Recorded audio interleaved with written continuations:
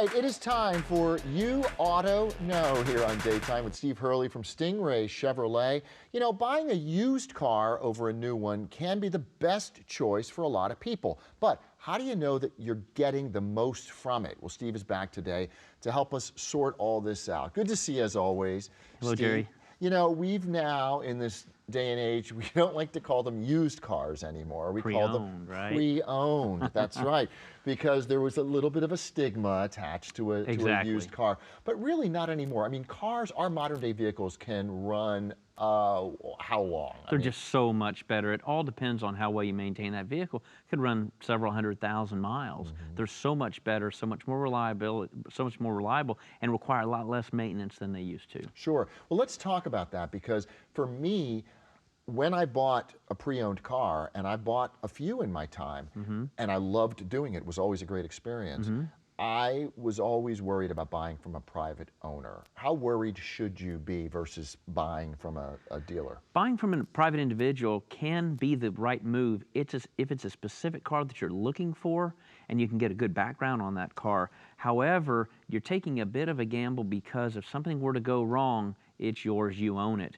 Whereas going to a dealer, you can ask all the questions as to what takes place if something goes wrong. Right, isn't there like a multi-point check the dealership has to do in order to make sure that vehicle is ready for sale? Yes, exactly. Most all dealerships do a multi-point inspection. It can be anywhere from 50 to over 100-point inspection. But they do check all those items, and they do recondition the vehicle. People would be surprised to learn that we spend $700 to $1,000 on every used car vehicle that we take in on trade, just to get ready on the lot, to make sure that everything's fixed. Let's talk about trades, because I know a lot of people say, oh, it's better to sell it privately because you're going to get more money rather than giving it or selling it to a dealer, if you will. Is that true? Again, depends on the individual. You sometimes can get more selling it by yourself. However, if there's a problem, if an engine blows up, you have some terrible disaster, that can end up being a real problem. Then you deal with all the paperwork and titling. It's so much simpler and cleaner to trade to the dealership in most cases, plus you get the tax savings of 6% versus the price of the new car.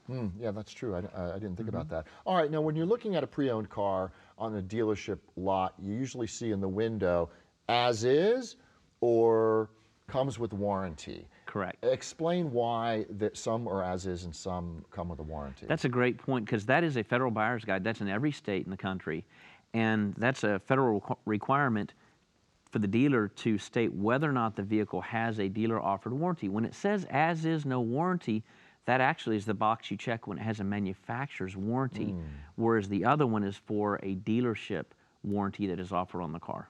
So when buying a pre-owned car from a dealer, the way I've always looked at it, and tell me if this is true or not, you've let somebody else basically eat the depreciation.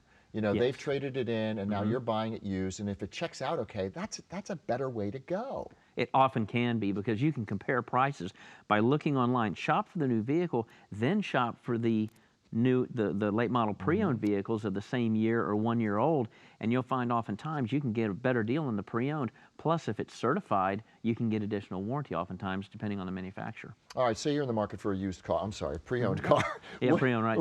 We say used cars too. Yeah, of course. Okay, so what has the best resale? Like, say, trucks versus cars. Let's talk about that first. And then domestic versus imported vehicles. It's so complicated, but it's somewhat basic economics in that it's about supply and demand.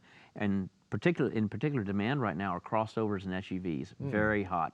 Trucks the same way. That doesn't mean there might not be particular cars that really hold their value well if they're high demand, but so much of it's about popularity and demand, and right now, trucks and SUVs are hot. And in terms of domestic versus imported? It, again, depends on the particular brand. It really depends on the brand and the popularity of the vehicle. It could be a high-end vehicle that's expensive. You think that wouldn't be great demand, but if they didn't make too many of them or they're not very available, it could be a high-demand vehicle. All right. Steve, I always learn something from you. Thank you so much. And if you want more information or you have any related questions about your car, or if you're looking to buy a car, pre-owned or not, email Steve at youautoknow.com.